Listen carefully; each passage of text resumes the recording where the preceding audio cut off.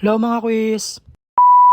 Ngayong araw hindi muna pala kami magla-live at magde-dep muna kami ni Ate May nyo. Sa mga oras na to mga quiz, on the way pala kami sa Bagak Bataan, doon sa lugar ng kapatid ni Ate May nyo. May gaganapin palang binyagan doon at the same time, piyesta rin ng kanilang baryo. Siyempre mga quiz, piyestahan at binyagan, maraming pagkain.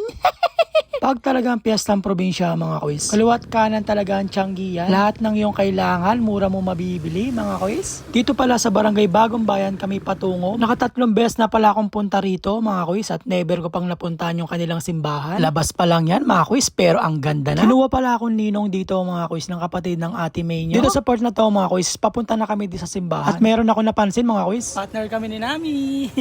Hindi ko napansin mga quiz, parehas pala kami ng suot ni Nami. Dito sa simbahan ng Santa Catalina de Alexandra Parish Church, gaganapin ang binyagan mga quiz. Sobrang ganda ng simbahan na to mga quiz. At napansin ko mga quiz sa pader ng kanilang simbahan. Hindi ako gaanong sigurado mga quiz. Parang gawa sa coral yung kanilang pader mga quiz. Itama nyo na lang ako mga quiz sa comment section kung mali ako.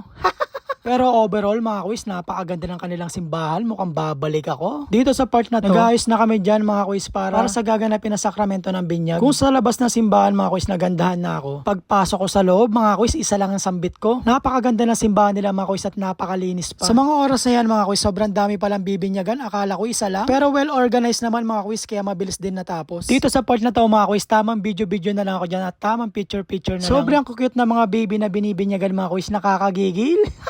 Dito sa part na to mga quiz, diretso na kami sa handaan. Syempre, kakain na tayo. Dito ko na pala tatapusin yung video na to mga quiz. Stay hydrated, keep safe, and God bless everyone. Maraming salamat!